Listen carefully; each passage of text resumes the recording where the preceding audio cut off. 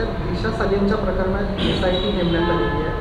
मात्र मुळात आपण कायद्याच्या अभ्यासात आहात म्हणून एक प्रश्न की कोर्टाने किंवा आपण कायद्यात असं म्हणतो की कुठल्याही पीडितेचं नाव अशा प्रकरणात घेता येत नाही.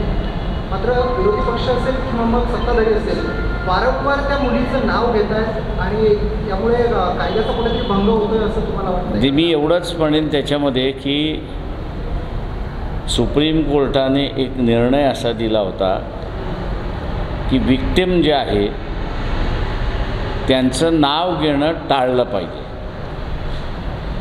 आणि बऱ्याच प्रमाणात मी असं म्हणेन की विक्टिमचं नाव घेणं टाळलं जातं आहे. पण ते दिशा सालेंच्या संदर्भातलं टाळलं जाते असं नाही. राज्यकर्तासुद्धा जेवढा जबाबदार आहे तेवढं प्रिंट इलेक्ट्रॉनिक माध्यम आणि यूट्यूब चॅनल जे आहेत तेही त्याला तेवढे जबाबदार आहेत की त्यांनी दिशा सालेन हिचं नाव घेत घेत त्या न्यूज देतात अशी परिस्थिती आहे. SIT नेमण्यात आलेली त्या संदर्भात आपल्याला काय वाटतं? कोर्टाचा अधिकार आहे. कोर्टाच्या अधिकारावरती तुम्ही कॉमेंट करू शकत नाही.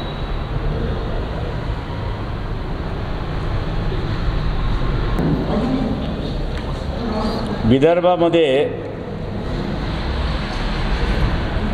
अधिवेशन चाललेलं आहे.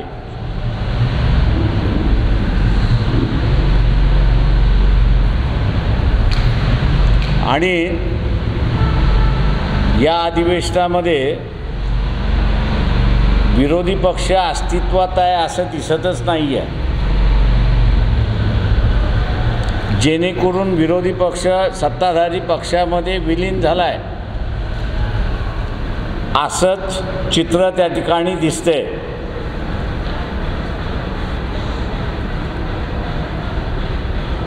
जनतेने याची असणारी नोंद त्या ठिकाणी घ्यावी.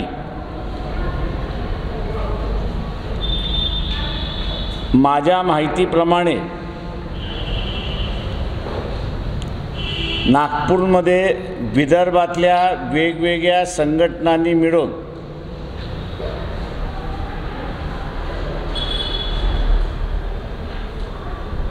ब्याऐंशी धरणं आंदोलनं झाली. त्याच्यापैकी फक्त कर्मचाऱ्यांच्या पेन्शनच्या संदर्भात हीच चर्चा त्या ठिकाणी झाली. आणि त्याचं कारणही एक होतं की काही कर्मचाऱ्यांनी मंत्री आणि आमदार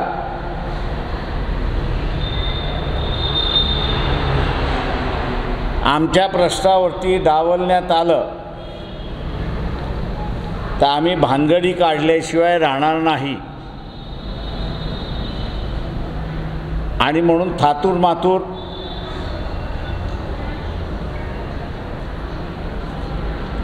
पेन्शनच्या संदर्भातला उत्तर त्या ठिकाणी देण्यात आलं की आम्ही बजेटमध्ये त्याची तरतूद करू. जुनी पेन्शन मागणाऱ्यांना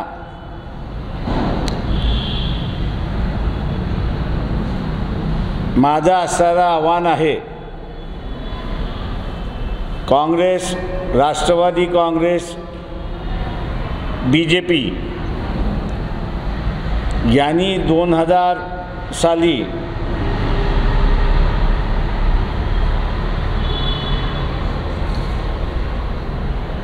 नवीन पेन्शन स्कीम आणण्याचा घाट घातला. त्यावेळेस जुना पेन्शन फंड जो आहे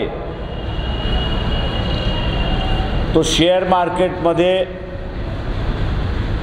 वापरण्याचा त्यांचा घाट होता. परंतु काही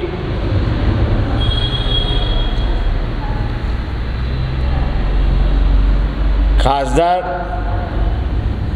यांनी जाणीवपूर्वक हा पेन्शन फंड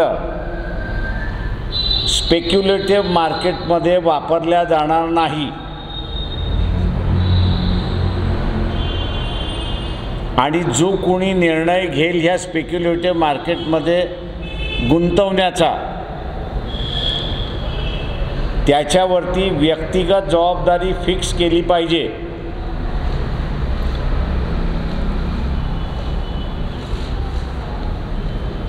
आणि म्हणून ते थांबलं। जुन्या पेन्शन मागणाऱ्या संघटनांना माझं असणारं आव्हान आहे, मार्च एप्रिलमध्ये लोकसभेच्या निवडणुका होतील। आत्ताचा सरकारचा दगडाखालचा हात आहे, ताबडतोब ती अंमलबजावणी करा हा आग्रह धरा। लोकसभेच्या निवडणुका झाल्या किंवा लोकसभेच्या निवडणुकीच्या दरम्यान बजेट महाराष्ट्राचं सादर केलं जाईल आणि आचारसंहितेच्या नावाखाली मतदान आणि मतावरती आपला परिणाम होणार म्हणून आम्हाला अंतर्भूत करता येणार नाही असा कांगावा करतील।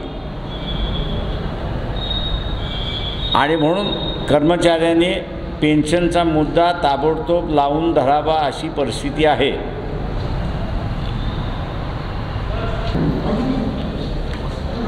विदर्भामध्ये अधिवेशन चाललेलं आहे।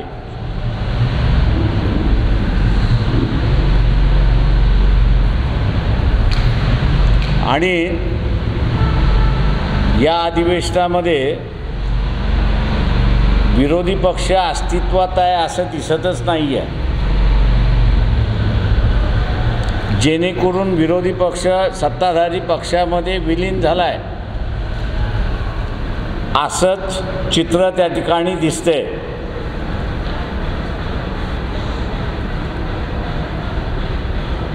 जनतेने याची असणारी नोंद त्या ठिकाणी घ्यावी।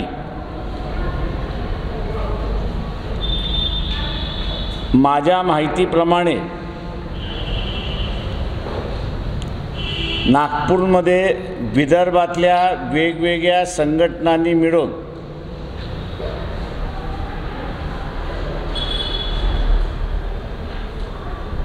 ब्याऐंशी धरणं आंदोलनं झाली। त्याच्यापैकी फक्त कर्मचाऱ्यांच्या पेन्शनच्या संदर्भात हीच चर्चा त्या ठिकाणी झाली आणि त्याचं कारणही एक होतं की काही कर्मचाऱ्यांनी मंत्री आणि आमदार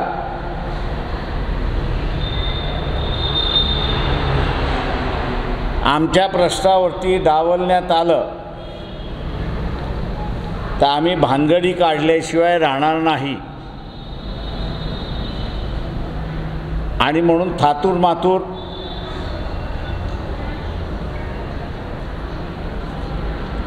पेन्शनच्या संदर्भातला उत्तर त्या ठिकाणी देण्यात आलं की आम्ही बजेटमध्ये त्याची तरतूद करू।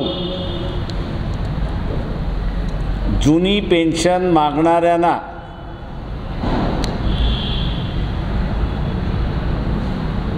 माझं असणारं आव्हान आहे, काँग्रेस, राष्ट्रवादी काँग्रेस, BJP यांनी 2000 साली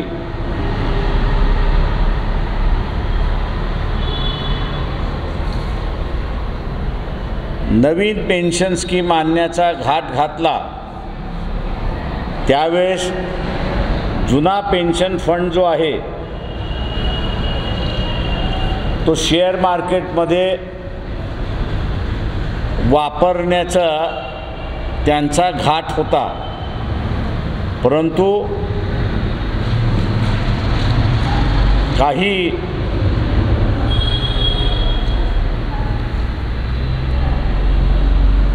खासदार यांनी जाणीवपूर्वक हा पेन्शन फंड स्पेक्युलेटिव्ह मार्केटमध्ये वापरला जाणार नाही आणि जो कोणी निर्णय घेईल ह्या स्पेक्युलेटिव्ह मार्केटमध्ये गुंतवण्याचा त्याच्यावरती व्यक्तिगत जबाबदारी फिक्स केली पाहिजे।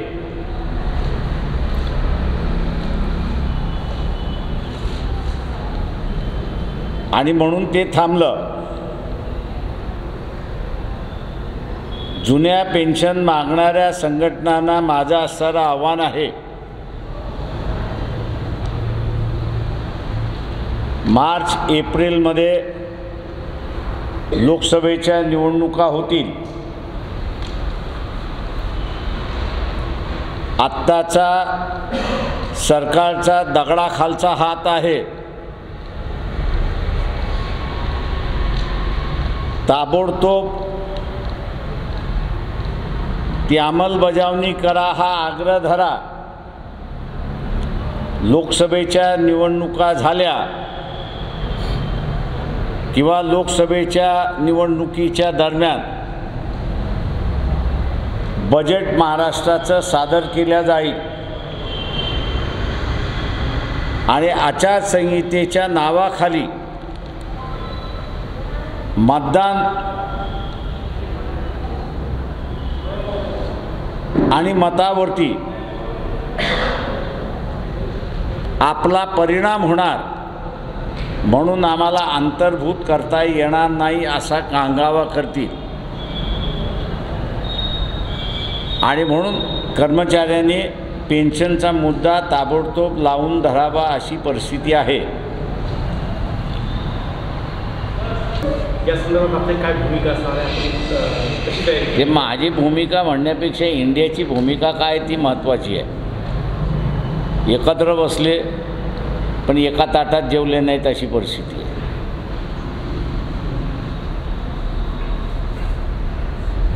जरांगे पाटलांनी 24 तारखेचं अल्टिमेट दिलं, त्याच्यानंतर काय होतं? आपल्यासारखा सुद्धा मी 24 तारखेला काय जाहीर करणार ती वाट बघतो। इंडिया आघाडीमध्ये काय आपलं स्थान काय असणार आहे? जाणार नाही जाणार अल्लाह जाने। तुम्ही वेगळे लढणार? मी असं म्हणणार अल्लाह जाने। तुमची जर समजा सत्तेधारी किंवा सत्तेसभा भविष्यात होती महाराष्ट्रात सत्तेधारी किंवा सत्तेसभा घेतला मराठा आरक्षणासंदर्भात काय होईल? ते आम्ही तर भूमिका घेतलेली आहे की ओबीसी हा जो आहे हा वेगळा घटक आहे, याचं ताट वेगळं राहिलं पाहिजे। राहिलं मराठा समाज आणि तत्सम काही आहेत त्यांचा आरक्षणाचा इश्यू जो आहे तो वेगळ्या पद्धतीने तिथे असणारा डील करावा लागणार आहे। त्या संदर्भातली जी पावलं उचलली पाहिजेत या शासनाने ती दिसत नाही आहेत आणि मुळात जे सत्तेमध्ये बसलेले आहेत त्या सगळ्यांना आरक्षण द्यायचं नाही अशी असणारी भूमिका आहे। कालच्याच वर्तमानपत्रामध्ये बातमी अशी ऐकली की देवेंद्र फडणवीस यांनी शरद पवारांना मराठा समाजाला आरक्षण द्यायचं नाही असा आरोप केला, पण आम्ही देवेंद्र फडणवीस यांना असताना विचारतो की ज्या कुंभकोणी ॲडिशनल जनरल महाराष्ट्र मुंबई हायकोर्टामध्ये किल्ला लढवला आणि आरक्षण मिळवून दिलं, त्यांना सुप्रीम कोर्टामध्ये तुम्ही उभं राहू नका असा जो आदेश दिला, तो आदेश का दिला याचा असणारा खुलासा जो आहे तो देवेंद्र फडणवीस यांनी करावा अशी आम्ही त्यांना विनंती करतो. साहेब, दिशा साजेंच्या प्रकरणात SIT नेमण्यात आलेली आहे. मात्र मुळात आपण कायद्याच्या अभ्यासात आहात म्हणून एक प्रश्न की कोर्टाने किंवा आपण कायद्यात असं म्हणतो की कुठल्याही पीडितेचं नाव अशा प्रकरणात घेता येत नाही. मात्र विरोधी पक्ष असेल किंवा मग सत्ताधारी असेल वारंवार त्या मुलीचं नाव घेत आहेत आणि यामुळे कायद्याचा कुठेतरी भंग होतोय असं तुम्हाला वाटतं? म्हणजे मी एवढंच म्हणेन त्याच्यामध्ये की सुप्रीम कोर्टाने एक निर्णय असा दिला होता की विक्टिम जे आहे त्यांचं नाव घेणं टाळलं पाहिजे.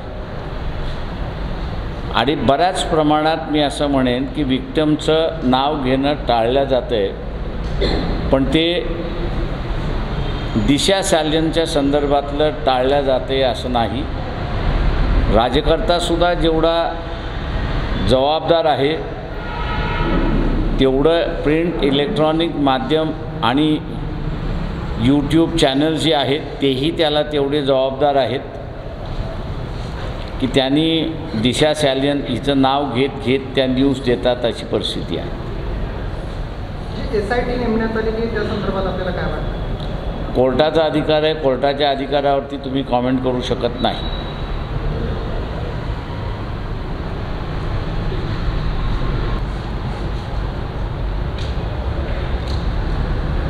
राज्य शासनाकडे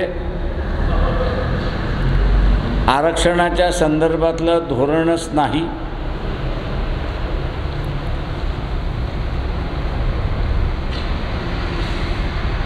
तसंच ओला दुष्काळ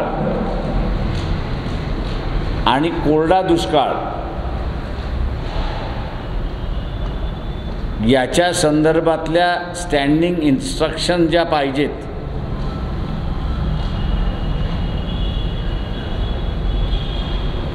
ते अजून हे सरकार निर्माण करू शकलं नाही.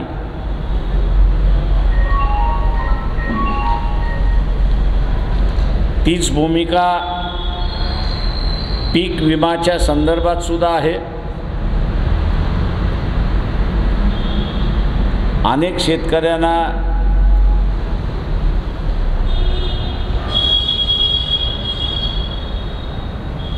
विमा मिळालेला नाही अशी परिस्थिती आहे.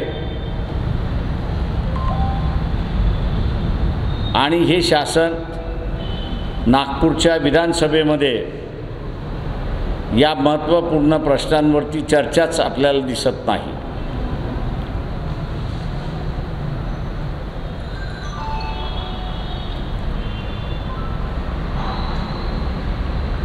मिलीजुली सत्ताधारी विरोधकांचं चाललेलं आहे. यातून लुटारू वृत्ती जी आहे तीच वाढते.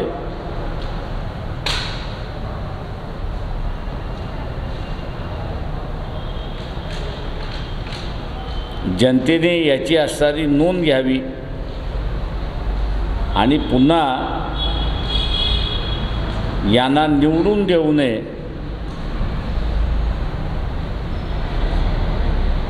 ही दक्षता घ्यावी. होलसेल बदल हा होणं राजकारणातला गरजेचं आहे असं मी त्या ठिकाणी मानतो. आपण आता विचार, आता तुम्हालाही माहिती आहे नाव घ्यायला का लाजतंय? काँग्रेस आहे, NCP आहे, त्याच्यानंतर शिवसेनेतून स्प्लिट केलेले असणारे उद्धव सेना आहे, त्याच्या पलीकडे आपल्याला नाही सभागृहामधले, तेव्हा तिन्ही पक्ष आहेत ते. त्यामध्ये असणारा उद्धव ठाकरे थोडं थोडं बोंबलतात, त्याच्या पलीकडे आपल्याला बोंबलताना दोन पक्ष NCP आणि काँग्रेस तर आपल्याला अजिबात दिसत नाही. हे दोघं अस्तित्वात आहेत हेच वाटत नाही अशी परिस्थिती आहे.